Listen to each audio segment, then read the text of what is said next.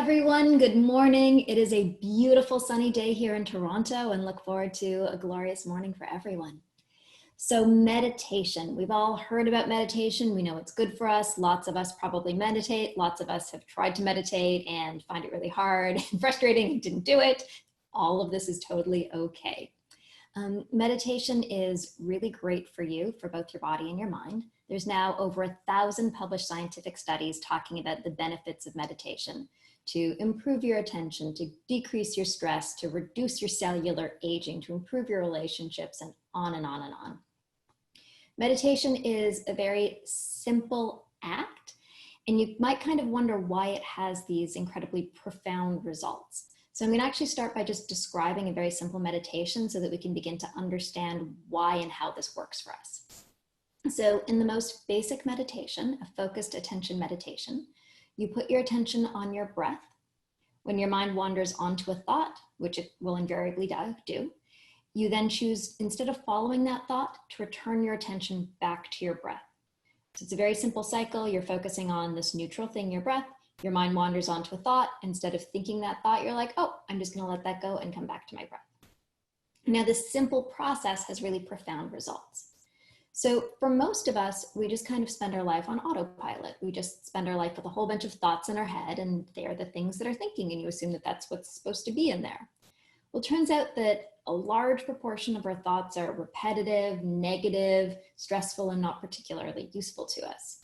So in the simple exercise, when you say, hey, I don't need to follow that thought, I can come back to my breath instead, in that moment, you do something profound. You fundamentally change your relationship to your thinking.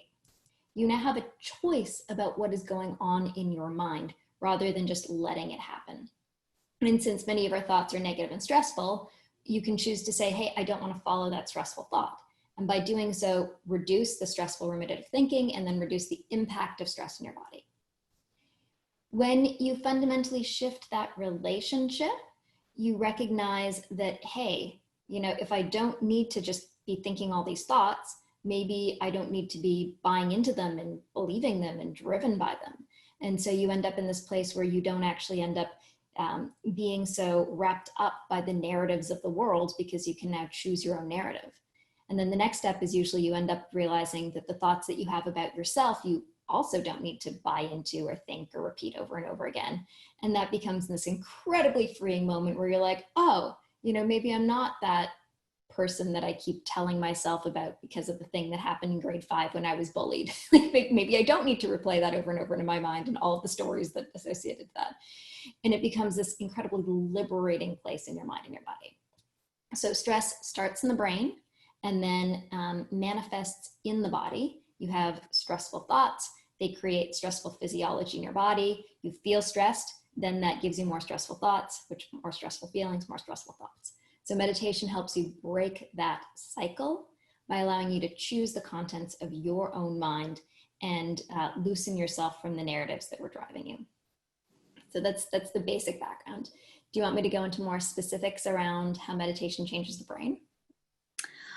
Well, I was just thinking while you were explaining that how many times do you meditate in one day?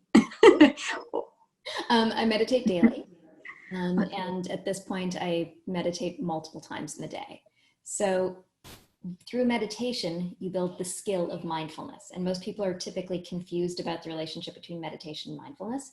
Meditation is the act that you do, the practice that you do, sitting on the pillow, doing your focused attention. And that builds the skill of mindfulness. Mindful awareness of your thoughts, feelings, sensations, environment, the people that you're talking to.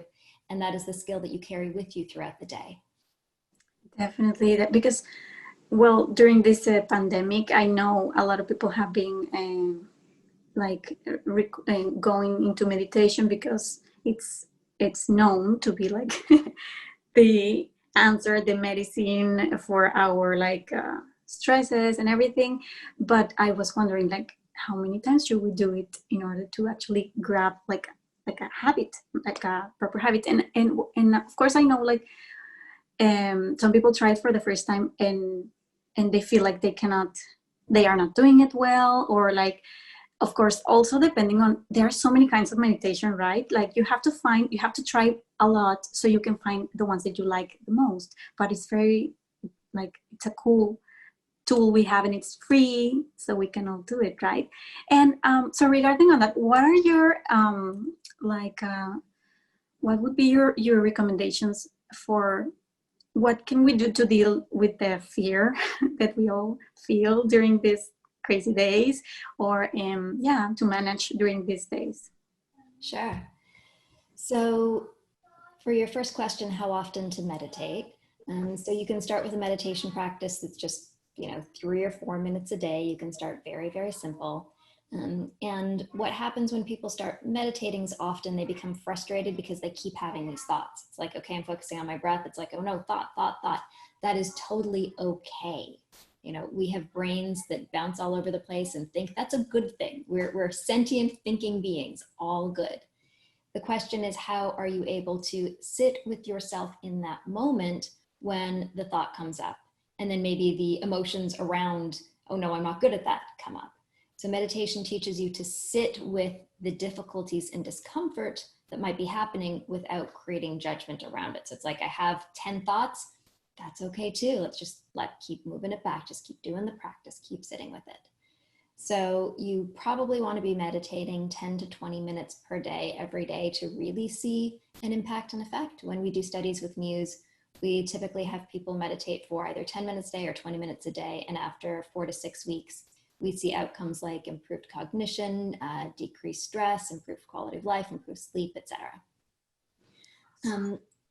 In terms of specifically dealing with the pandemic, meditation is obviously a key tool to helping us manage the stress and the fear that's going on now. Part of the issue with the pandemic is there is so much fear because it feels like there's something that we can't control. And early on, the fear was high. Now that the numbers are lower, at least here in Canada, the fear for a lot of people has decreased, but the residues are still there. And it's important to look at yourself and the fear and recognize that you don't need to hold on to the fear in order to keep yourself safe. So there's this fascinating thing that happens in our mind and body when there is something like a pandemic, a fear. We have the part inside of our brain here called the amygdala, and it's the amygdala's job to look around the world and scan for danger and to give you a reaction in your mind and your body when it sees something dangerous. You have thoughts about the danger, and then you have the feeling in your body of, stress and anxiety, that feeling of fear. The feeling of fear is there to try to keep you safe, but that feeling of fear persists long beyond when the threat has dissipated. And most of us feel like we need that feeling of fear in order to keep us safe, but we don't. We need the logical process of our prefrontal cortex to do the logical and reasonable things that keep us safe, and we don't need to hold on to the fear. So one of the things that meditation does is it actually down-regulates the activity of your amygdala, the fear part, and it strengthens the activity of your prefrontal cortex, which is your thinking, planning, reasoning part. So in a meditation practice, you're constantly telling your body shh, it's okay. We can just be here now with what's going on. We don't need to hyper react to all of the thoughts that we're having, all of the feelings that we're having, and all of the things going on. So aside from meditation, one of the key things that I find for dealing with a pandemic is to recognize that you don't need to hold on to this fear, that you're actually allowed to drop the fear load in your body. You're allowed to drop the stress load in your body. You need to maintain smart action. We need to continue to socially distance, wash our hands, wear masks when appropriate, all of these things. Don't become lazy, don't become lax, but we don't need to do them with fear. We all have extraordinary lives that we're living. We all get to be alive at this moment. We get to experience these shifts and changes in society in this world. And we don't need to hold on to what was. We can bring ourselves in a place where we are open to what will be. We are open to the world and the shifts and the changes, and that is okay. One of the other great lessons of meditation is to not hold on and to not resist. And when we resist change, when we resist something that's happening, we end up in a tense relationship with it, and we end up cogitating about it over and over, thinking about it over and over, thinking and holding that tense relationship. In meditation, what you learn to do is let go of the thoughts, but also let go of the relationship, let go of the holding on to what was, and move into a place of acceptance of what is and what is shifting and changing and growing. And that is okay. And change is okay. Change has a feeling associated with it, and that feeling is okay too. So allow yourself to be open to what is, to the opportunities, to the possibilities, and what's shifting and changing, as we sort of open our hands and let the things run through and see where the cards land. Just flowing, right? Flowing day by day. Thank you. Thank you for your advice. And well, let's talk about Muse. I know you have dedicated your whole life to study the brain, and you have developed amazing technology. You have your own company dedicated to creating awesome technology that just like just around the brain, right? And one of those technologies is Muse, this amazing headband. Do you have it right there so we can see it? Sure. That literally reads our brain waves, right? And it helps us with our meditation practice. It tells us when we are on the zone. And my question here is, why did you create this specific device? Why this? Why around the meditation world? What was your motivation for this? Sure. And I should say, when I talk about Muse, it's both me, my co-founder, Chris Amony, which probably some of you know, Trevor Coleman, and now our, large team of people who building this technology.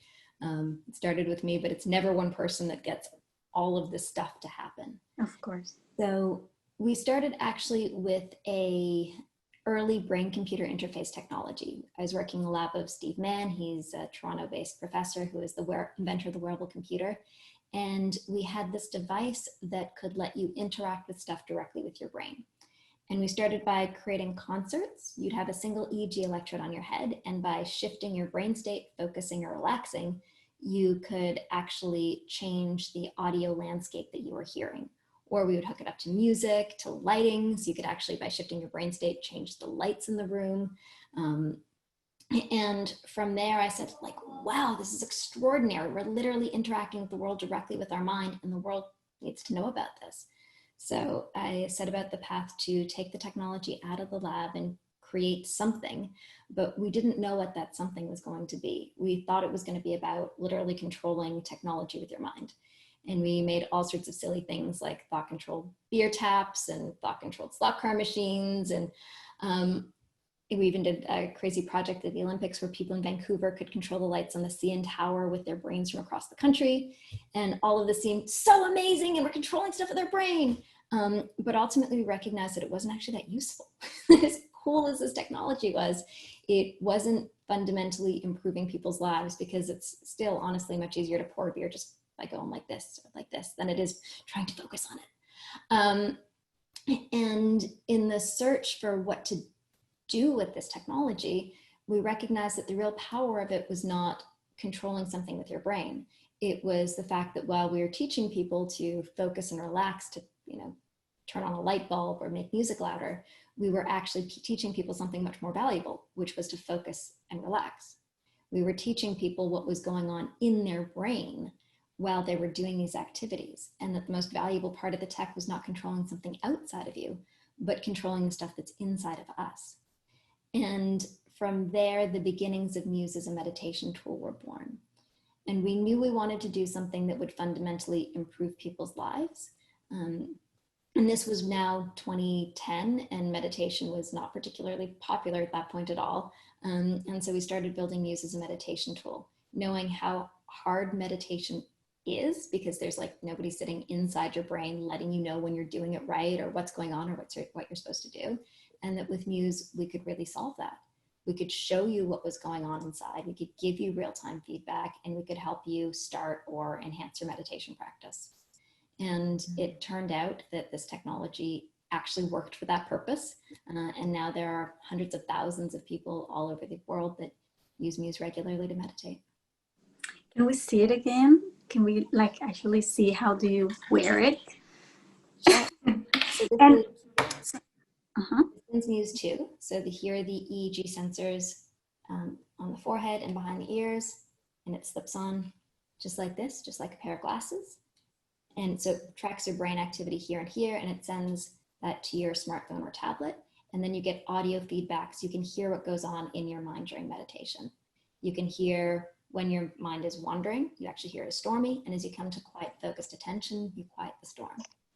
And then we have our latest device. This is Muse S.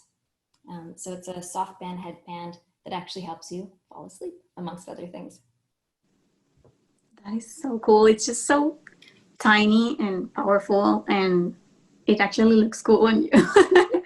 But so I just wanted to share to the audience that I read somewhere on the internet about these developers at Netflix that were taking the Muse band, and like, I don't know if you have some part of the code open on your website, but they took some code and they just used the band to control the remote with their thoughts. So they were just like switching the movies or just like clicking play. And I thought like, oh my God, what are the other like potential applications for this device? Sure. And we have lots of developers that have taken the Muse band and done fun and cool stuff with them. There's now over, I think, 200 published research studies using Muse, some of them by neuroscience labs who just use this as an EEG device instead of the big things, lots of wires. And some people who've written studies with it as a meditation tool. And then we have a full developer community who have built all sorts of cool and strange things like, thought-controlled flying drones. Shaquille O'Neal dunked an Oreo with his brain in a What? motion ones. Yeah, it's used for experiential marketing, not for neuromarketing, because I refuse to do that. I refuse to sell people crap they don't need based on their brain state. But it can be a fun way to integrate it into like experiential activations. And then on the hard neuroscience side, Baycrest has been recently using this with patients experiencing dementia to be able to track biomarkers for dementia, which they haven't been able to see before. And then on the meditation side, Mayo Clinic did a study with breast cancer patients awaiting surgery, demonstrating that using Muse improved their quality of life and decreased the stress and fatigue of the cancer care process. We have another pain study with Mayo coming up, looking at using Muse for chronic pain, more cancer studies with them, and more. So, it's finding significant application both in the medical community, the wellness community, and the fun dev community. That's so yeah, that's so great. Like, I always think about, like, I actually was saying that on my networking session, that I would love to have something that help people like with disabilities to like control with their minds when they cannot move or something like this. It's just like so transcendental, and it's just like so amazing. And it's so cool that you're working on it. So thank you. And well, two more questions. And you already talked a little bit about this, but what is the future of technology handled by thought? So what is coming? Tell us. Should we be afraid or just... It's hard to know. So, I've been working in this space for almost 20 years now. And early on, it was like, oh yeah, in 5 years, we're going to have these cool things. In 10 years, we're going to have these cool things. And now, that number keeps being pushed further and further. What is true is that we will continue to have technology that understands more about us from a sensor capability perspective. And we're seeing that with all of the healthcare applications that you have with heart rate monitors. Your phone has probably 20 plus sensors in it by this point. And that information is able to give you interesting information about your life and help technology support you more effectively. I definitely feel like there's a line for that, and we have to be very protective of what is the human and natural. With Muse, we are interested in only reflecting you information about you. We're just showing you what goes on while you meditate. We're giving you information about you, which you can then choose what to do with. It's not putting information in you. It's not zapping you. It's not sharing your information with anyone else. It's just near to self for self-reflection and self-introspection. But you know, sorry, go ahead. You then have, crazy technologies like Neurolink, where the intention is to make a full connection between the mind and the internet, so that you have access to an entire layer of processing on top of your human cortex that can allow you to know everything there is to know about the world and process information instantly in the same way that a quantum computer can. So, we've got a range of technologies and a range of possibilities. Where we will end up, I don't know. Will Neuralink ever actually work? We don't know, but there are people working on it right now. So somebody's saying in the chat, like reading very, very fast. Yeah. And yeah, so interesting. And also, of course, during a pandemic like this, it would be so awesome to control things with our thoughts instead of touching things, like just like open door. It would be so useful. Unfortunately, the technology can't do that yet. It's pretty dumb. It's you have to focus in order to get something to happen, but you don't know what you're focusing on. So early on, we do all these, installations like the thought-controlled home, and we have like the blinds that would come down as you fell asleep, and the lights that would get brighter as you read. But in reality, as you focus, your lights and your blinds and your toaster and your rear tab would all start going simultaneously. Like it doesn't know. You have to work really, really hard. It's far from the level where it's a clapper for your brain. The clapper is so much easier to use. Okay. So we abandoned that part, that direction of inquiry, and moved into something that we knew would be really valuable, which is teaching meditation. Nice. Would you like to wrap up with just like any advice for the audience before we go into our Q&A? I know there have been a lot of questions in the chat. Sure. So I think let's start by moving back to the pandemic for a moment, since that's, the thing that's here and now for a lot of people, and how we are able to move through things like this gracefully is by understanding that we, both as an individual and a society, have the opportunity to change and grow. And when you look at the world in general from a position of what is this doing for me, as opposed to what is this doing to me, and you take every opportunity that comes your way as one that is an opportunity for growth, every challenge is something that you overcome and as a result grow through, evolve through, change through, mature through, then the world becomes a realm of opportunity. The world becomes a landscape of places where you can, find your edge and grow through it and evolve from it.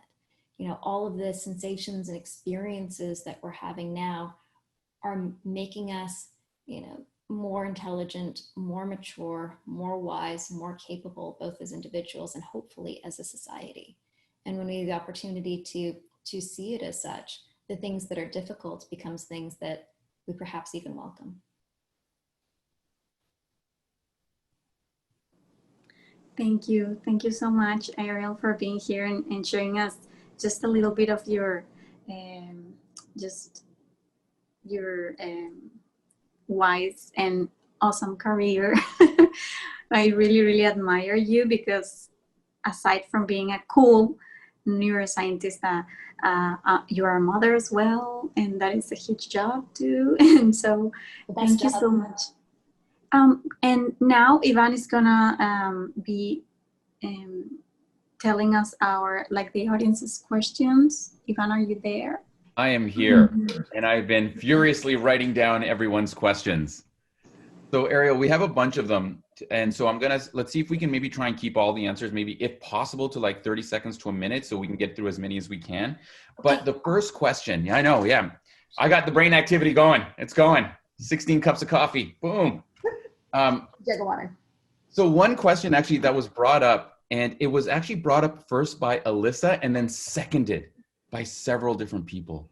And that was, what are the physiological effects of meditation, of using Muse on the brain. So if we were going to look at it under an MRI, for example, on a PET scan, for example, would we see physiological changes? Would we see changes in the activity and in different parts of the brain? Sure. So let me talk about the physiological changes of meditation on the brain overall, use aside. So we have the area on the front of our head here called the prefrontal cortex and the amygdala in here. So when you meditate, you are actually strengthening your prefrontal cortex and downregulating your amygdala, and you're improving the relationship between the two of them. So you're improving the prefrontal cortex's ability to actually downregulate the amygdala. So the prefrontal cortex is the part of our brain associated with attention. So when you're doing your focused attention training, putting your attention on an object, mind wanders, bring it back. That is strengthening your attention in this area of the brain here. You're also downregulating activity of your default mode network. So the default mode network is the part of the brain that is a relationship between the posterior PCC back here and the prefrontal cortex, posterior cingulate cortex and prefrontal cortex. When you put somebody in an MRI and you tell them to just think about nothing, just let your mind go blank, just do what it's doing, you will have an internal dialogue that is still rolling in there, the story that we have about ourselves, the monkey mind, the chatter. When you have somebody do a long-term meditation practice and you put them back in the same scanner and you tell them to just be, do nothing, be as it is, you see a downregulation of that activity and you see a correlated decrease in self-reported cogitation. You have that internal dialogue actually shut down. So this notion that we have about the monkey mind and meditation quieting the brain, that's actually what happens. We're turning down that internal dialogue. And is that internal dialogue predominantly seen when we don't focus? Because I find I tend to over-focus on things. And so I feel like maybe if I'm meditating, it's taking some of this brain activity from our more primal part of our brain and moving it into a more focused part of the brain. And is that what's causing the dialogue to sort of quote unquote decrease? So what's causing the dialogue to decrease is the choice that we're making to not engage in it. So what you're really training yourself to do is like, let go of that dialogue, stay present in the moment. Let go of the dialogue, stay present in the moment. Okay. This is a question from Chris. Ariel, Ariel, are you a walker by chance? I am a big walker, yes. Particularly okay, interesting. Okay. I have no car and I have no Uber. No car, no Uber. Okay. I know. My calves are getting great though. Great calves now. So Chris was actually saying that he finds a benefit when he walks aimlessly. And can that also be a form of meditation, or perhaps complement or take the place of what is typically seen as sitting down resting meditation? Sure. So there's lots of different forms of meditation. Which was another question we had. 2 in 1. Awesome. Let's do it. So a walking meditation specifically is not what you described. So in a walking meditation, what you're doing is you are walking slowly, intentionally, and mindfully. And you're paying attention to every step. You're paying attention to the experience of walking. Because as we train our mindfulness, what we want ourselves to do is train our attention to being in the present moment here and now. Often when we are walking aimlessly, we are letting our mind just flow and flow through thoughts, which is a kind of different form of meditation in and of itself, but that is definitely not specifically a walking meditation. And what are some other types of meditation? We got walking meditation. I assume we have like sitting, resting meditation, and I'm expressing my ignorance on meditation right now. All good. So there's lots of different ways to classify meditation. One way that we can think about it is focused attention versus open monitoring. So focused attention, you're focusing on your breath on one object specifically. In open monitoring, you're then taking that attention that you've honed by focusing it and then moving it around the space. So you now open yourself to the space of awareness, and your attention is open and you're observing what comes up, what moves, the sounds that you hear, the sights, the smells, what is in the space of the mind. Another form of meditation is a body scan, where you'll be moving your attention throughout the body. And body scan can have 2 flavors and they both do something different. One is you're moving your attention throughout the body, you're finding places of tension, and then you're relaxing them. So it's very relaxing. The other is you're moving your attention throughout the body, you're finding places of tension, pain, etc., and you're just sitting with them. You're not doing anything other than just observing the experience of pain, tension, what is in your body. Now, this might seem like terrible, but actually it is one of the best ways to decrease pain, both emotional and psychological, which is to have the courage to put your attention to it and sit with it. Because most of our life, we just resist the stuff that kind of sucks, that we don't want to look at. And that just causes it to maintain and try to keep getting our attention over and over again. And when we put our attention to it and we sit with it and we recognize that, like, hey, the thing hurt, I looked at it and I'm still alive. That emotion sucked, I sat through it, and it's okay. Like, it was just fine. I'm now better. It is okay. I can just be with the experience of life and I don't have to run from it and resist it. That is when real transformation happens, because your ability to sit with discomfort probably predicts your success in life. Which do you use? All of the above. I use it. No, you can't just say, you got to, how and when. It's like, so are you like, you do one thing in the morning, or do you have a special weekend meditation? Or like, you can't just be like, I do it all. But I really play with all sorts of them. And I don't have, meditation is also my job, to experience all sorts of forms of meditation and to build them. So with Muse, we have the core Muse meditation is focused intention meditation. Then we have a library of guided content with body scans of all forms, with breath meditation, with mindfulness meditations, with inspiration meditations, with morning joy, with all the stuff. Then we also have meditations for the heart. So you actually hear the beating of your heart like the beating of a drum. We have go to sleep journeys that guide you into sleep and do a different form of body scan as you listen to your own body, because we have sensors for your heart, your breath, and your body, which is super cool. So there's a lot of different forms that I play with through Muse, and then more forms that I play with on my own. Tell me one more form that you do on your own that isn't a Muse thing, because assuming we're all going to get a Muse sometime in the future, but before then. So what I do, one of my favorite things to do is to perfuse my body with sensations of love and safety. And that's been like key during the pandemic. And so I will imagine a time or space where I feel very safe. For me, that's, in bed under a blanket. I'll feel that sensation of safety, and then I'll allow it to move throughout my body. And every cell, every moment, everything in my body, just feeling that sense of safety. I actually see it as it's like a white cream, and I think about it as safety sauce. That's like my internal little secret. Safety sauce. Safety sauce, just like remember that, everyone. Safety sauce. And it looks like you're hugging a gigantic pillow, which I could definitely do. I'm a big gigantic pillow hugger. Yes. Okay. Because your body gets ramped. It's been super stressful. My mom was in New York City, beginning of the pandemic.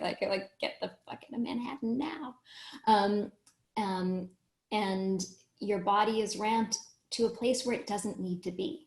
And your body, really needs active practices to let it reduce the stress, to let it know that regardless of what's going on inside my home here, I've washed my hands, it's fine.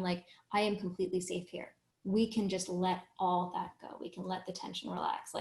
Amygdala fear part, I hear you. You need to tell me to do all of these things to keep myself safe. I will do those practices, but I don't need to feel in my body the impact of that stress.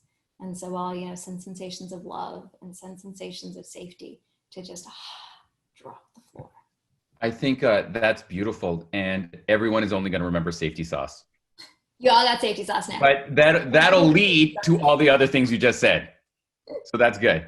I have another question here from Isabel, and we got just a couple more minutes. I want to try and squeeze in maybe 2 or 3 more questions. And this is, Isabel said, what are the challenges to getting people to kind of accept the technology, or to getting this type of technology popularized? Because certainly in the chat, there were a few people who were like, is it going to read my brain? Is privacy dead? So what are some of the challenges that you see now and might happen in the future in terms of people's perception to popularizing that technology? Yeah, so at first there was an education gap. People just hadn't heard about this. And so at first I'd tell them, I make a device that bring computer interface, and they're like, what? Then they're like, oh yeah, I heard that on 60 Minutes. And that's like, I make Muse. They're like, what? And then they're like, a few years later, oh, I've heard about that. Oh, my friend has one. Oh, I have one. So we've definitely seen the education curve improve. So people know what it is and how it works and what to do with it. Privacy is something that I think about all the time. I actually started something called the Center for Responsible Brainwave Technologies with a set of standards and a set of practices to make sure that this technology, whether it's from us or any other company, is always maintaining people's privacy, agency, efficacy and effective security. It's like absolute key. So, making sure that you are on best practices, we're essentially HIPAA compliant. We follow GDPR, which is Europe's privacy policy, which is much more stringent, to ensure that what you're doing is always safe. More challenges are also trying to think about additional challenges. There's so many challenges just in creating a piece of hardware and making it work for every single consumer. And I'm kind of astonished that we managed to do that, and that people would be like, yeah, this is my Muse I bought in 2014 and it still works. I'm like, that shouldn't work. How does that still work? So there's challenges across the road. There's always the fundraising challenge. Standing in front of a VC in Silicon Valley, telling them like, oh yeah, in 2010, it's technology will read your brain and help you meditate. And they're like, no, really, what's the killer app? We're like, meditation. They're like, haha, yeah, right, see you later. It turns out it's tough to get buy-in, of course. Yeah, hard to get buy-in. It turns out 10 years later, meditation really was the killer app. But from where we were 10 years ago, nobody would possibly believe that. So there's continual challenges, but none of them are insurmountable. They are all just things that you learn and grow through as you are on the process of trying to build a business and help people meditate. Or who knows what the next iteration of Muse will Who knows what it is? Yeah, it's controlling tractors and becoming transformers. One last question for you, and we have maybe about a minute and a half for this one. And this will be an interesting to end on. Can you recommend a way to encourage meditation with children, specifically with, this is an example from Amanda and Eamon, specifically with an 8-year-old boy with ADHD, or with people like me who drink a lot of coffee and are very like all the time? Sure. So my kid is 4. And so kind of starting earlier on in the process, what I started by introducing just the concept of breathing. You feel upset, you feel anxious, you want to watch your tablet, and I'm not letting you, whatever it is, take 3 deep breaths. And then after you take the 3 deep breaths, then you can have the thing that you so desperately want. So inserting self-regulation into the urge cycle, and that the reward comes after the self-regulation. That was like sort of the key foundation of it. And then whenever he's anxious, like 10 deep breaths, like anxious being like, I really want this thing, it's awful. 10 deep breaths. Now that he's older, he loves to count. And so the act of counting the breaths is actually compelling and making him aware of breaths. And then having the self-reflection afterwards, like, see, you took 10 deep breaths. How do you feel? Better? Yes, better. So very early on, like linking the fact that when you do this to self-regulate, it improves you. Then they're like, oh, there's this thing that I can do that actually makes me better. Okay. And then you just keep reinforcing it and doing it. 10 deep breaths. How do you feel? Better, better. And you have to like seed them with the fact that they feel better and, push that. There are also guided meditations for kids. We have another app called Meditation Studio.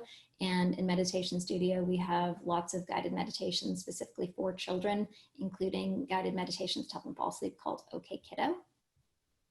Yeah. And then there are lots of other activities that are meditative other than the classic sitting and breathing.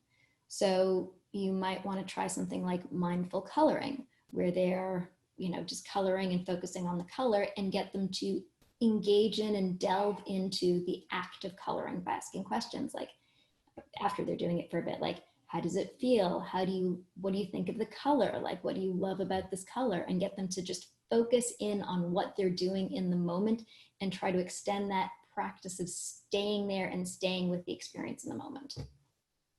I love that. And you said a really good term that I'd love everyone to remember, because that's what everything you've just said, I'm trying to like keep in mind, because I know we're talking about kids, but I'm going to start coloring this afternoon. Yeah. Self-regulation into the urge cycle.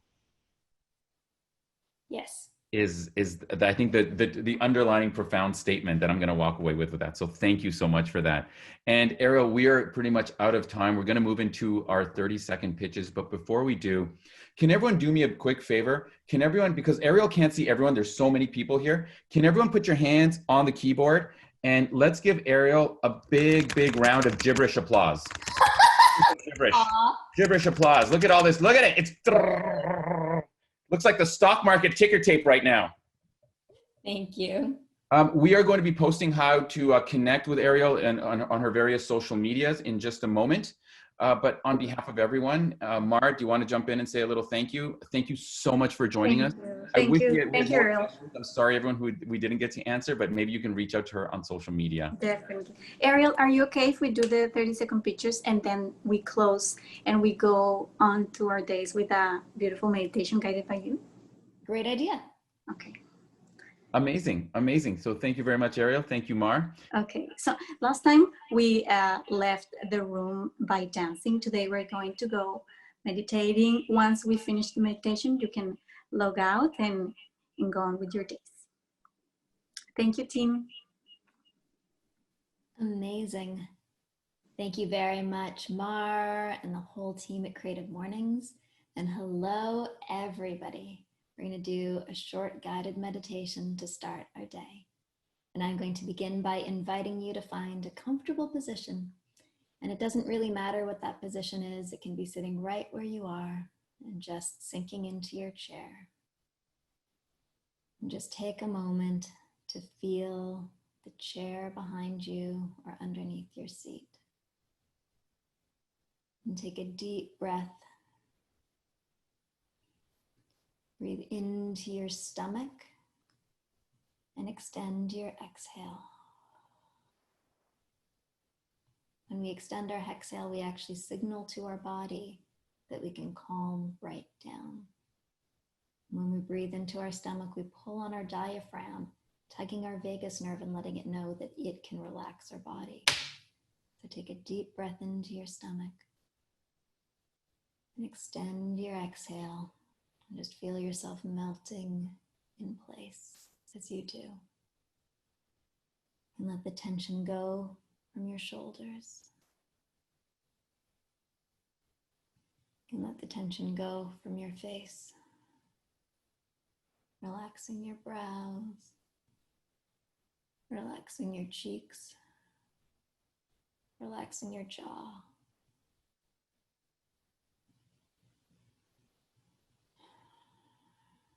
Relaxing your neck and shoulders once more.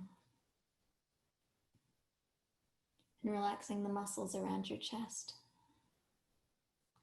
And as you breathe in deeply on your next inhale, expanding your chest even further, letting more and more fresh air into your lungs. And exhaling really deeply, extending your exhale, and letting all that stale air out. And your next inhale, inhaling deeply into your stomach, into your lungs, expanding that cavity and that capacity for the breath of life to be inside of you.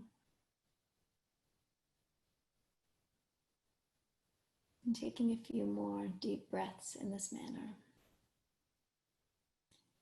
Feeling the life coming into your lungs.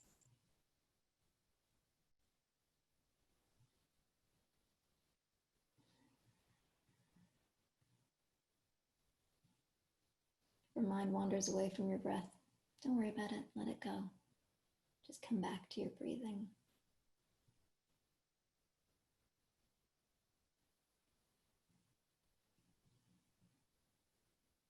Taking the time to enjoy the breath, to enjoy the fact that you get to be alive here and now.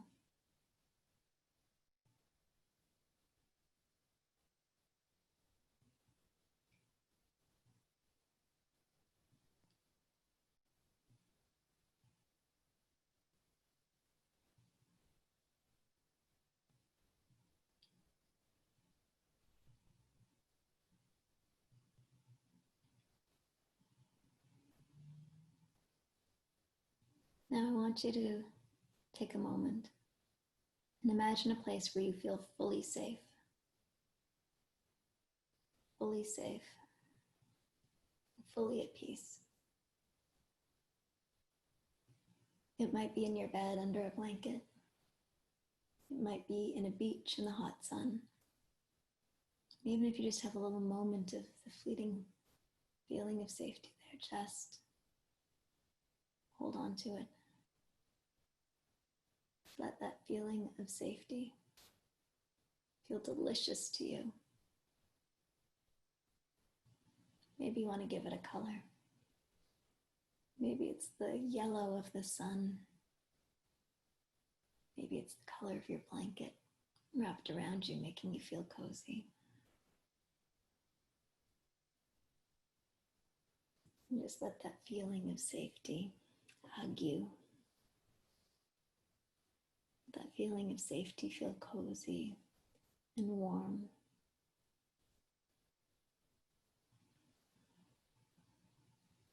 And let that feeling move throughout your body. Feeling that feeling in your shoulders, in your back.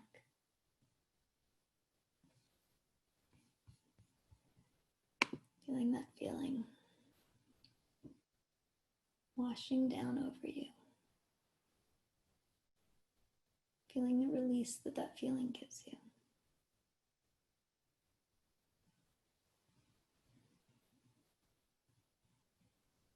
Feeling the peace that it begins to offer you.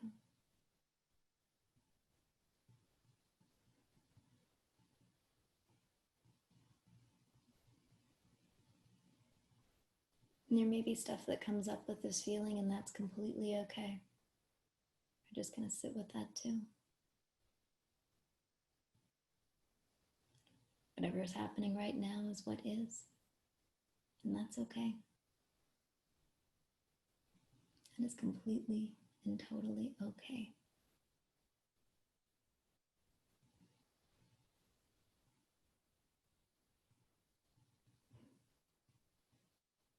And now we're going to shift to a different feeling. We're going to think about something or someone that you love. It could be a puppy dog. Could be a kid that makes you smile. And take a moment and just feel that feeling of love that you have for them. Where do you feel that feeling? Is it in your heart?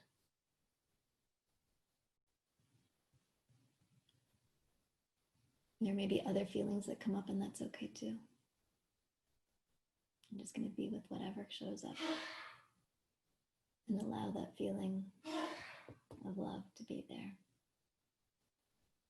And allow it to grow. Allow it to grow. Let it feel like it's coming from your heart. Let it grow through your body.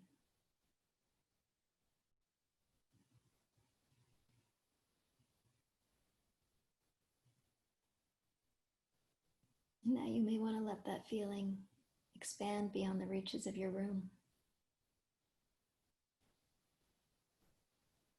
And expand to touch whatever might be in its path as it expands beyond your room and beyond your home. As it maybe reaches out and somebody else on this call feels it too. Because you're here in a community. You're here with all of these people, feeling a sense of love and connection. There are 80 people on this call right now, sending out love, and invite you to send it to each other. People you might know, people you might not know, but you are all connected. You are all connected as humans. Connected in your purpose to live good lives. Connected in your purpose to support the people around you.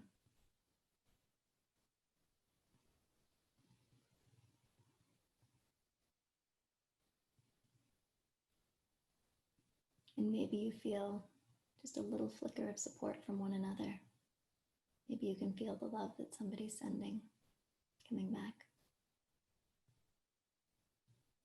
Maybe you can just know that it's there. Even if you can't feel it, it doesn't matter. Because it is there. We are all connected in this shared purpose to make the best life for one another.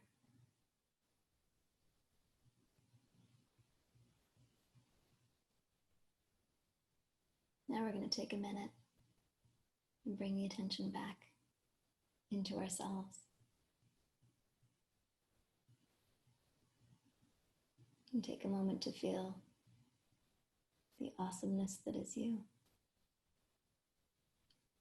You might only feel a little flicker of it. That's okay. You might feel a ton of it, and that's okay too. Just take a moment to connect into the awesomeness that is you. You are a person with skills and capabilities.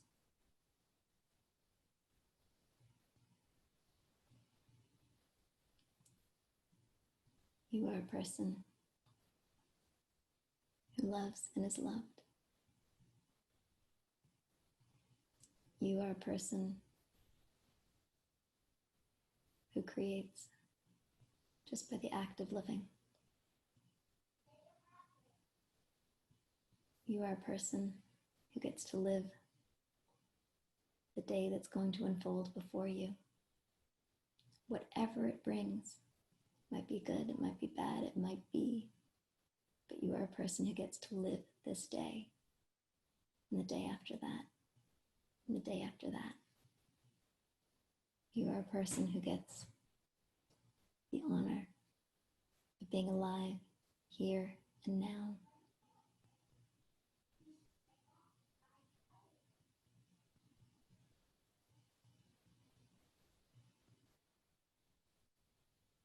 And I invite you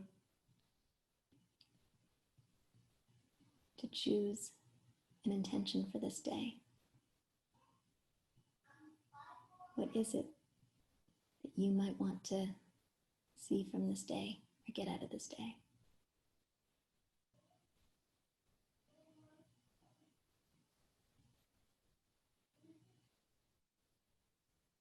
What might you want to give in this day?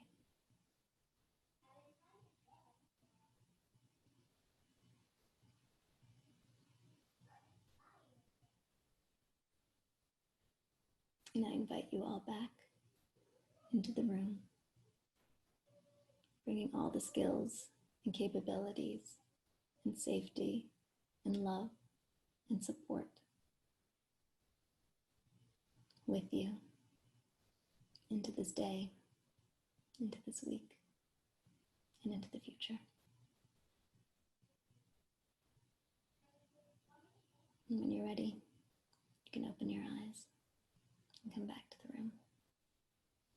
Come back to the community. It's connected with you.